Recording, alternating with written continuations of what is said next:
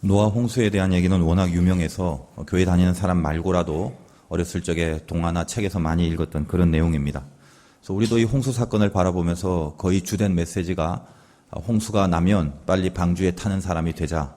그래서 구원의 방주에 대한 그런 또 은총과 또 은혜를 생각하기도 하고, 아무튼 하나님의 심판과 이 처벌을 모면하고 벗어나는 그 일에 동참해야 된다는 그런 메시지를 얻기도 합니다.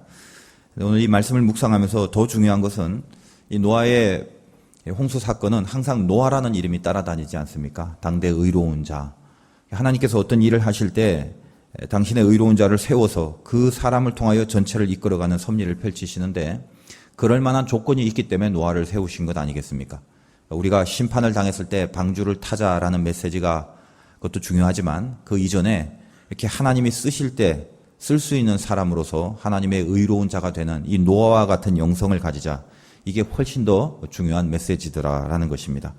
이 홍수 심판이 있기까지 인간의 이 상태를 성경에서 설명을 했는데, 하나님이 이 땅에 인간을 보시고 어떤 마음을 품으셨는지 좀 가슴 아픈 구절이 있습니다. 오늘 본문 7절입니다.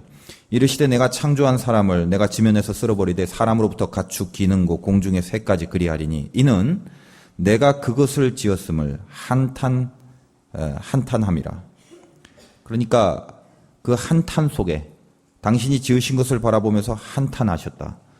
6절에 보니까 마음에 근심도 하셨다. 근심과 한탄이 같이 있는 겁니다. 만약 우리를 향하여 하나님이 내가 너를 이렇게 보니까 마음에 근심과 한탄이 있다, 이렇게 만약에 말씀을 하신다면 얼마나 가슴이 아프겠습니까? 육신의 부모도 자녀에게 만약 그런 얘기를 한다면 육신의 자녀도 가슴이 아플 것인데, 하물며 만물의 이 창조주신 하나님이 만들어 놓은 것에 대하여 근심과 한탄을 품으신다면 참 안타까운 일이겠죠. 그래서 오늘도 사실은 이 하나님의 근심과 한탄의 거리가 우리가 되어서는 안 된다. 노아와 같이 하나님의 은혜에 속한 자가 되어야 된다는 것이 사실은 메시지입니다. 그러면 어떻게 해야지 하나님의 근심과 한탄 속에서 그 대상이 되지 않을까? 그런 부분을 말씀 가운데 좀 살펴봅니다. 하나님이 한탄하시는 이유가 있습니다. 근심하시는 이유가 있습니다. 첫째는 육신이 되어버리면 하나님 한탄하십니다. 오늘 본문 3절에 다시 한번 봅시다. 여호와께서 이르시되 나의 영이 영원히 사람과 함께하지 아니하리니 이는 그들이 육신이 됨이라. 우리를 향하여 하나님이 너희는 이미 육신이 되었다, 이렇게 만약에 하나님이 평가를 하신다면 그것은 우리는 하나님의 근심과 한탄거리가 되는 것입니다.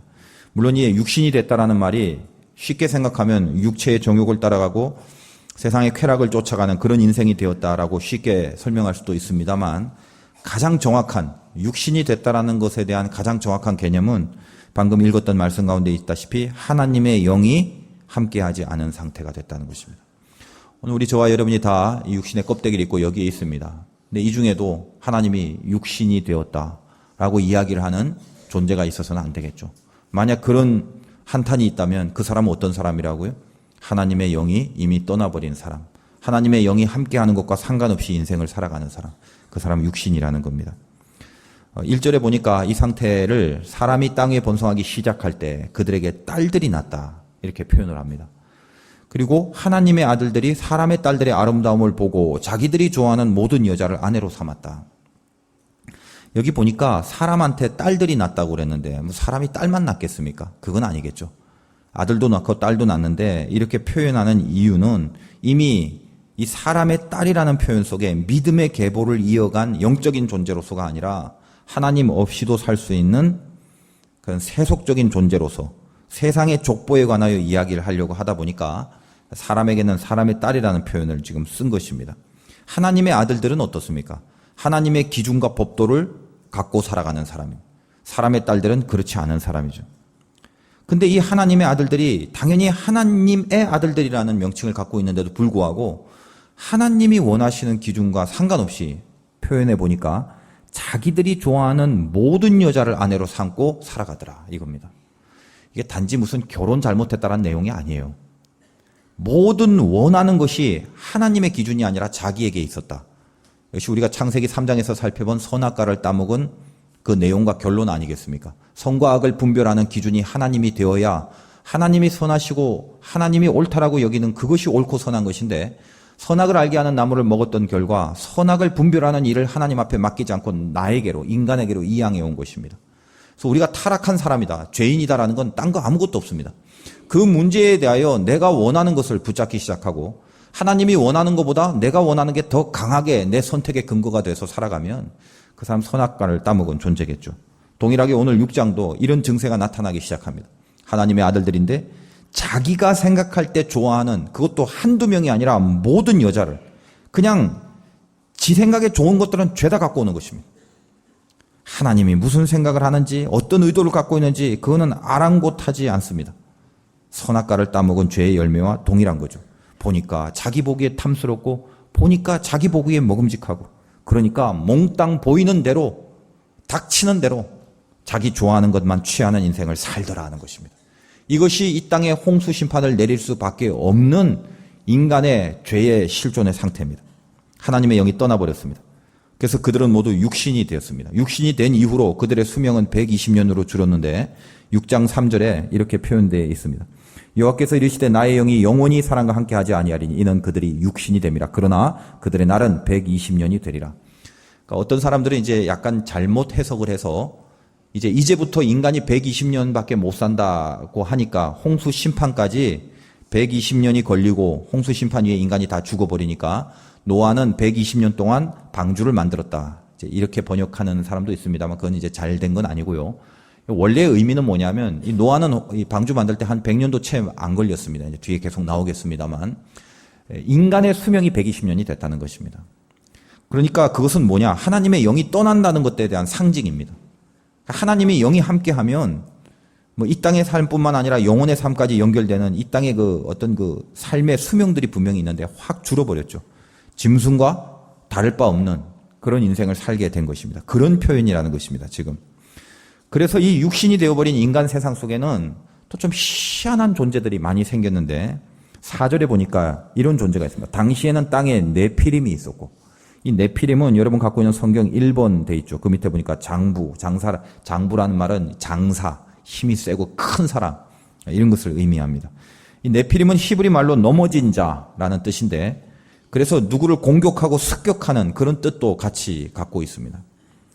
이 네피림은 민수기에 보면요, 믿음이 없는 사람들이 과장되게 어떤 거짓말을 할 때 이 네피림이라는 것을 이용했던 적이 있습니다.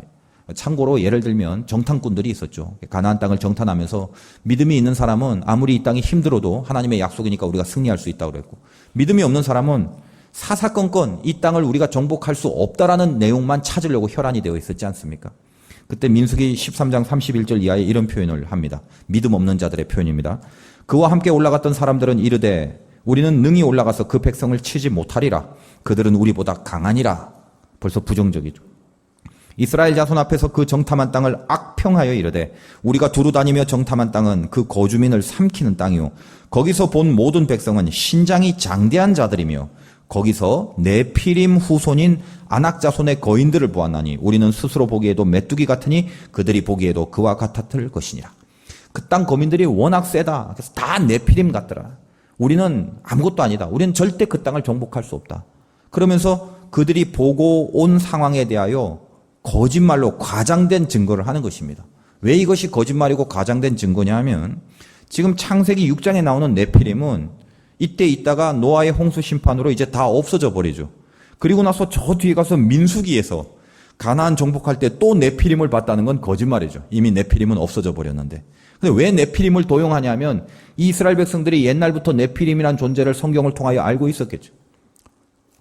들은 이야기가 있겠죠. 그러다 보니까 없는 네피림을 만들어내서 거기에 엄청나게 센 것들이 있다.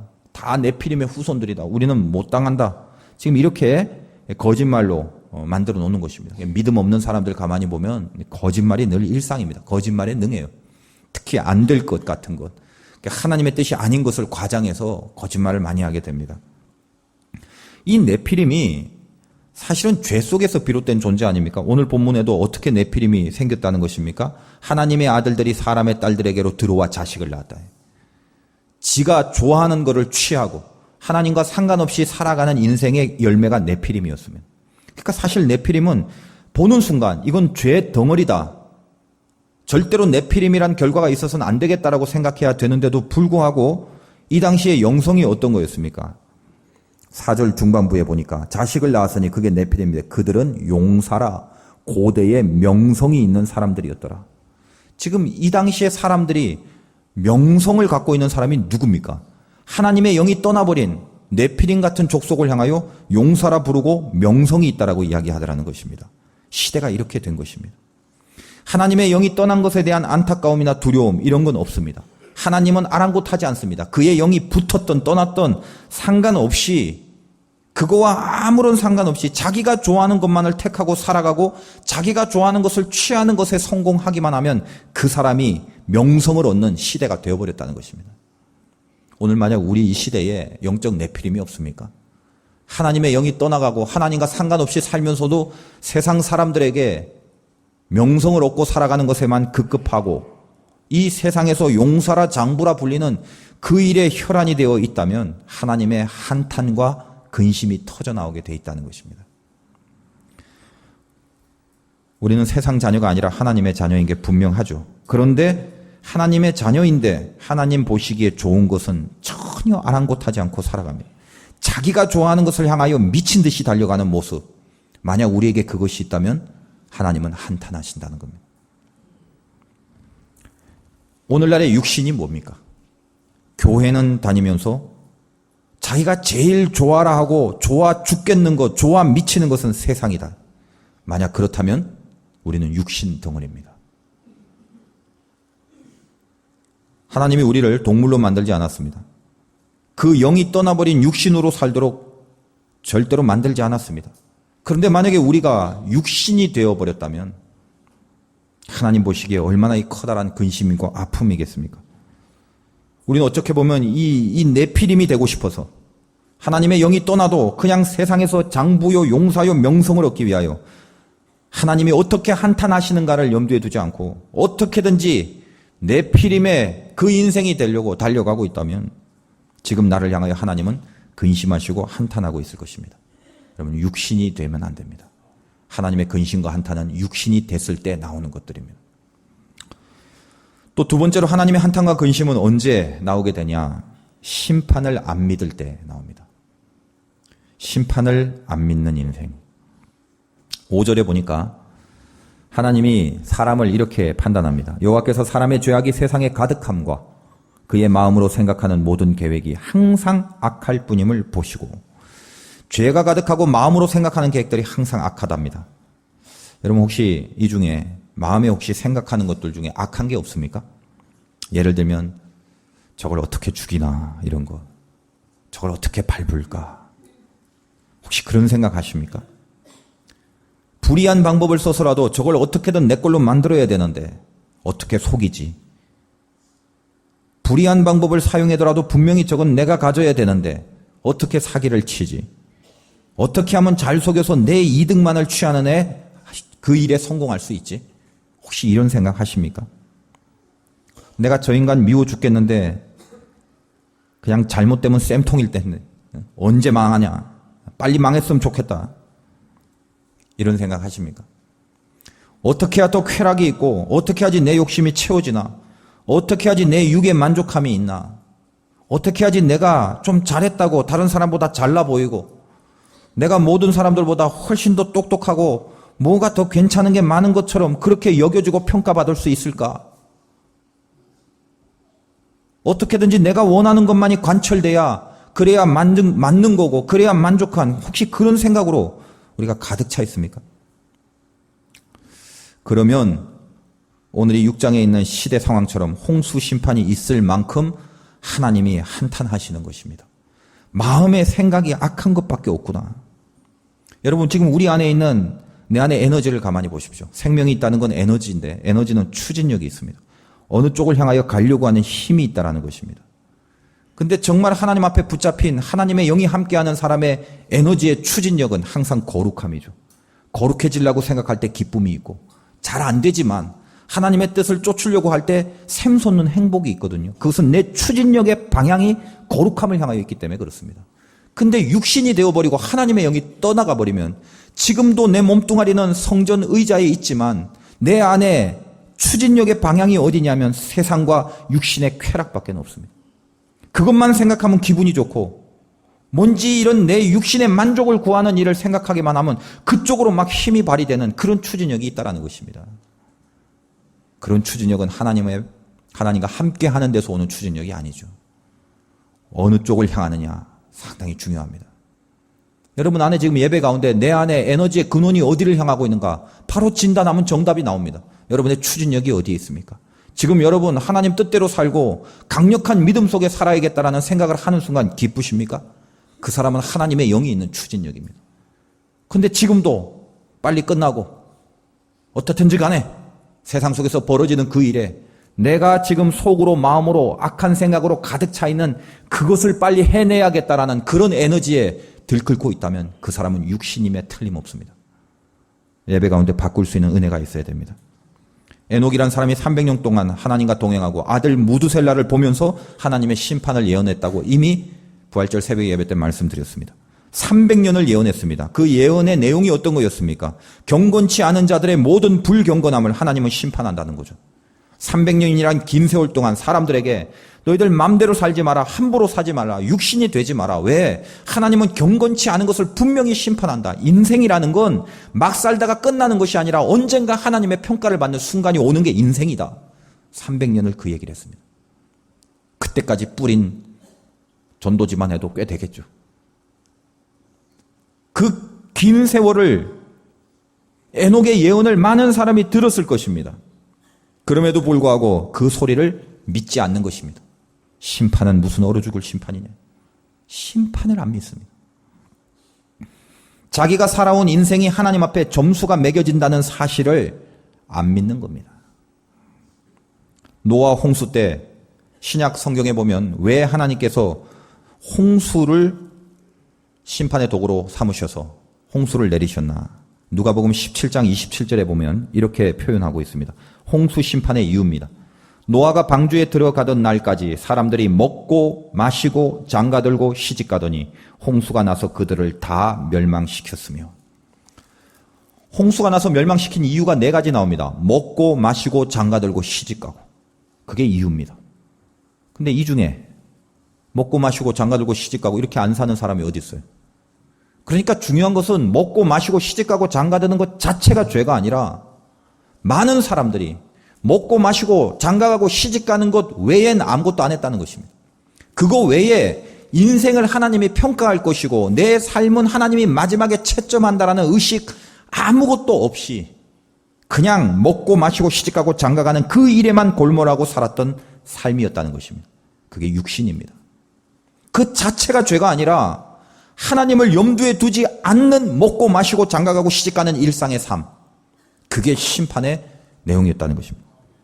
여러분 지금 하나님이 살아계심을 알고 정말 하나님의 심판을 믿는다면 여러분이 지금 먹고 있는 게 어떤 겁니까? 음식입니까? 혹은 물질입니까? 돈입니까? 뭘 먹고 있습니까? 그 먹고 있는 음식에 하나님의 심판이 달려있다는 것을 의식하고 드십니까? 내가 먹고 있는 이 음식을 하나님이 평가하고 있다는 걸 알고 먹는 겁니까? 여러분 지금 마시고 있는 게 무엇입니까? 그 마시고 있는 것에 하나님의 심판을 믿는다면 내가 지금 마시고 있는 이 내용과 지금 내가 마시고 있는 이 일이 하나님의 평가를 받을 만한 것인지 의식하고 마십니까? 여러분 장가가고 시집갑니까? 비단 결혼한다는 내용뿐만 아니라 일상의 모든 일들이 하나님의 평가를 염두에 두고 하나님이 옳게 생각하는 것이다라는 것을 의식하고 하는 것들이냐 이 말입니다. 제가 목회를 하면서 제 삶의 하루하루를 하나님이 평가하시는 것이라는 것을 의식하고 목회를 하는지 보라 이 말입니다. 그게 하나님 앞에 제대로 하는 목회 아니겠습니까? 신자의 삶도 마찬가지죠. 부족함은 많습니다. 저도 마찬가지지만 실력도 없고 참 모자람이 많습니다. 그러나 적어도 하나님 앞에 너는 육신이 됨이라라는 심판은 받지 말아야 되는 거 아닙니까? 어떻게 해야 됩니까? 하나님의 심판이 있다는 걸 믿고 부족하고 실력은 없지만 애써 모든 일이든지 간에 이건 하나님이 평가해서 어떻게 생각할까를 염두에 두고 하는 것. 이 사람이 하나님의 영이 있는 사람이라는 것. 에녹의 심정이 돼서 다시 말씀드립니다. 어떤 날이든지 어떤 시기인지 모르지만 하나님이 우리를 평가하는 순간은 반드시 있습니다. 여러분 한번 이해를 좀 쉽게 하기 위하여 꿈을 생각해 봅시다. 꿈이라는 건 육신이 잠자고 있을 때 하나의 어떤 영적 증세라고 한번 봅시다. 그냥 쉽게 한번 생각해 봅시다. 비유를 위해서. 우리는 일상에서 눈 뜨고 살아갈 때 아픔도 느끼고 기쁨도 느끼고 슬픔도 느낍니다. 근데 우리의 육신이 잠자고 있다고 해서 꿈속에서 슬픔과 기쁨과 이런 걸 못 느끼나요? 그렇진 않죠. 누구는 꿈꾸다가도 웃기도 하고 누구는 꿈꾸다가 울기도 하고 꿈속에서도 여전히 우리가 껍데기를 입고 느꼈던 경험이 그대로 연결이 되는 것처럼 하나님이 이 세상에 삶을 통하여 희노애락을 주고 아픔과 슬픔과 또 기쁨과 모든 감정과 느낌과 체험을 주는 것은 내가 만약에 천국의 심판을 받으면 앞으로 우리가 하나님과 함께하는 천국에 가서도 이 땅에서 느꼈던 모든 감정과 경험 중에 가장 기쁘고 감사하고 행복한 것들이 극대화돼서 고스란히 저 영혼의 천국의 세계 속에서 영혼이라는 지평 속에 그것을 느끼게 될 것이고 이 땅에 살면서 아픔과 고난과 슬픔과 이런 것들이 만약 우리가 지옥의 심판을 받게 되면 동일하게 지옥에서도 그 아픔이 극대화돼서 영혼의 지평으로 연결이 된다는 것입니다. 하나님 그래서 이 땅에서 우리에게 모든 감정과 감각들을 주신 것입니다. 좀 더 구체적으로 예를 들면 천국은 그렇게 기쁘다며 그렇게 행복한 곳입니까? 그럼 천국을 가고 싶으려면 이 땅에서 뭔가 행복하고 기쁜 경험을 통해 아 행복이 좋구나 기쁨이 좋구나 이걸 아셔야 되죠. 그래서 하나님이 우리 삶 속에 그런 경험을 주잖아요. 가장 큰 기쁨, 가장 큰 평안, 방해받고 싶지 않고 제발 이 상태가 평생토록 지속됐으면 좋겠다라는 그것이 저 천국의 심판을 받는 자의 영혼 속에서 연결된 우리의 존재가 되는 것입니다. 지옥 생각하십시오. 지옥은 뭡니까? 우린 지옥하면 불이라며요. 그게 얼마나 아픈지 하나님이 계시를 해주잖아요. 이 땅의 삶 속에서. 하나님이 지옥을 계시하는지 계시 안 하는지 무슨 지옥에 갔다 온 사람 간증 이런 거 들을 필요 없어요. 다 여러분 인생 속에 하나님 계시해놨어요. 어떻게 계시해놨느냐. 여러분 이 중에 평생 살면서 불에 한 번도 대본 적이 없는 사람 손 한번 들어보십시오. 조금이라도. 저는 동대문구 휘경동에서 태어났는데 한 3살, 4살 정도 되는 전혀 생각도 안 난 어릴 때에 지금도 불이라면 그때 그 경험밖에 생각이 안 납니다. 오토바이 매연통, 그 배기통을 뭔지도 모르고 잠깐 손가락을 댔다가 손가락 끝을 딘 적이 있습니다. 그 아픔은 지금도 말로 할 수 없는, 형용할 수 없는 아픔입니다. 여러분 인생 살면서 한두 번 그런 경험 안 해봤나요? 이 손가락 끝 조금이 불에 대도 지금까지 생각나는 각인된 아픔으로 남아있는데 온 몸이 소멸되지 않은 채 영원토록 뜨거운 지옥불에서 불살릴 수 있는 그 심판을 내가 당한다면 제가 일부 예배 때는 이 예를 안 들었는데 일부 예배는 이제 사무관사님이 같이 예배를 드립니다. 사무관사님이 얼굴에 반창고를 맨날 붙이고 다녀요. 그 어느 날 왜 반창고를 붙이셨습니까? 아무 일도 아니래요. 그래도 얼굴에 왜 붙이셨냐고 자꾸 제가 캐물으니까 드디어 실토를 하더라고요. 고데기로 머리 하다가 살짝 갖다 댔는데 그게 그렇게 뜨거워서 상처가 나고 지금 속상해 죽겠대요. 뭐 병원 가서 레이저 한번 하고 맨날 약 바르고 막 그런다는 거예요. 살짝 됐을 뿐인데. 여러분 다 한 번씩 경험하셨죠? 불에 대한 경험이 없어서 나는 지금 두려움 없이 불에 손 집어넣을 수 있어. 이런 사람 여기 있습니까? 없지요. 하나님의 계십니다. 그 아픔 그대로 그 작은 아픔을 경험케 하고 생각해 봐라는 것입니다. 하나님이 우리를 천국으로 심판하시면 우리도 기쁘지만 하나님이 얼마나 기쁘시겠어요? 근데 우리를 지옥으로 심판할 수밖에 없다면 하나님이 얼마나 마음이 아프시겠습니까? 하나님이 우리를 얼마나 사랑하시는지 6장 7절에 보니까 이르시되 내가 창조한 사람을 지면에서 쓸어버리되 사람으로부터 가축 기는 것 공중의 새까지 그리하리라. 세상에 만든 모든 피조물 인간이 없으면 소용이 없는 것입니다. 하나님 앞에는 인간 때문에 많은 피조물이 있지 다른 것들은 인간이 의미가 없으면 다른 피조물도 의미가 없는 겁니다. 그토록 사랑하는 것이 인간입니다. 근데 당신이 사랑하는 그 인간이 그 공의라는 잣대에 놓고 기준으로 판단했을 때 하나님은 공의의 하나님이기 때문에 그 의를 통하여 판단했을 때 우리 모두 다 지옥으로 갈 수밖에 없다면 얼마나 마음이 아프시겠냐 이 말이죠. 내버려 둘 수가 없었습니다. 누구 하나 타락한 이후로 우리는 하나님 앞에 온전한 사람이 없기 때문에, 의인은 없나니 하나도 없기 때문에 하나님이 그 가슴 아픔을 갖고 우리를 그렇게 버릴 수가 없어서 당신의 독생자 아들을 이 땅에 보내주시고 그를 십자가에 못 박고 죄의 대가를 치르게 하시고 그 보혈로 우리를 천국의 심판으로, 지옥의 심판이 아니라 천국의 심판으로 이끌려고 오늘도 여전히 우리보다 더 큰 열심과 우리보다 더 강한 집착으로 우리를 은혜로 이끌고 계십니다. 우리는 그러므로 예수 믿으면 구원 얻고 천국 간다라는 귀한 복음 안에 들어온 사람이 되어버렸습니다. 여러분, 지옥 가지 않고 천국의 심판을 받을 수 있습니다.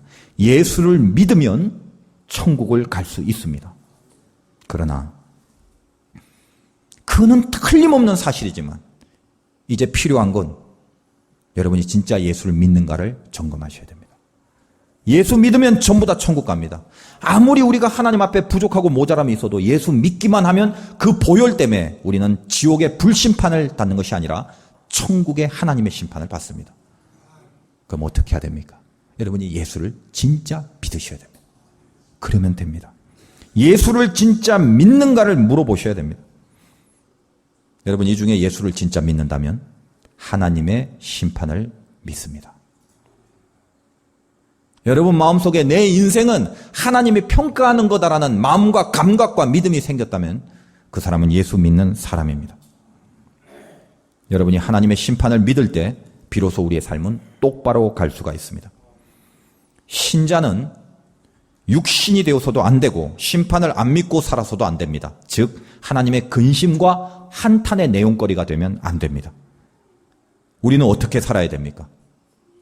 육신으로 살아서도 안 되고 심판을 안 믿고 살아서도 안 됩니다. 우리가 살아가는 방법은 하나밖에 없습니다.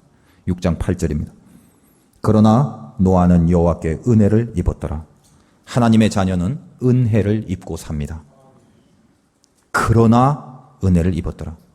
세상이 아무리 하나님의 한탄과 근심거리로 가득 찬 것 같이 여겨질지라도 그러나 거기서도 은혜를 덧입고 살아가는 인생이 있다는 것입니다. 그것이 노아입니다. 하나님은 이 노아의 사건을 통하여 우리에게 노아가 되라고 명하십니다. 창세기 6장 8절부터 9절까지 보면 노아는 이렇게 표현되고 있습니다. 그러나 노아는 여호와께 은혜를 입었더라. 이것이 노아의 족본이라. 노아는 의인이요 당대의 완전한 자라. 그는 하나님과 동행하였고 세 아들을 낳았으니 셈과 함과 야벳이라. 이 노아의 족본은 사실 5장에 한 번 더 나옵니다. 여러분이 그 앞장에 있는 5장을 보면 제가 저번에 아담의 계보에서 설명을 했다시피 누가 누구를 낳고 굉장히 오래 살았지만 결국 마지막에는 죽었더라로 끝나는 족보라고 그랬습니다. 그렇지 않습니까? 근데 이 족보 안에 노아가 있습니다. 그것이 5장 32절입니다. 그럼 동일한 패턴으로 쓰여진다면 노아도 누가 누구를 낳고 몇 년 살다가 죽었더라로 끝나야 되는데 신비하게도 딱 하나 이 5장의 에녹 말고 노아에게만 죽었더라라는 말이 없습니다. 5장 32절을 확인해 봅니다. 노아는 500세 된 후에 셈과 함과 야벳을 낳았더라. 끝.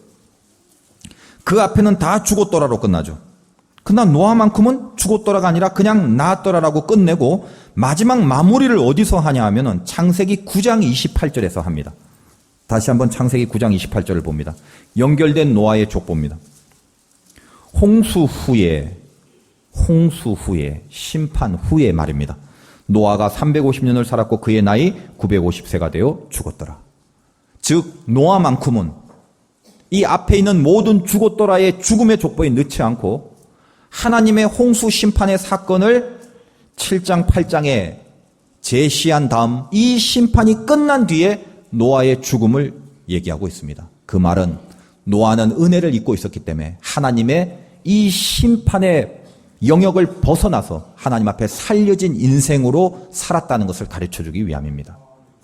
오늘 우리에게 이 노아가 되기를 하나님께서 요구하십니다.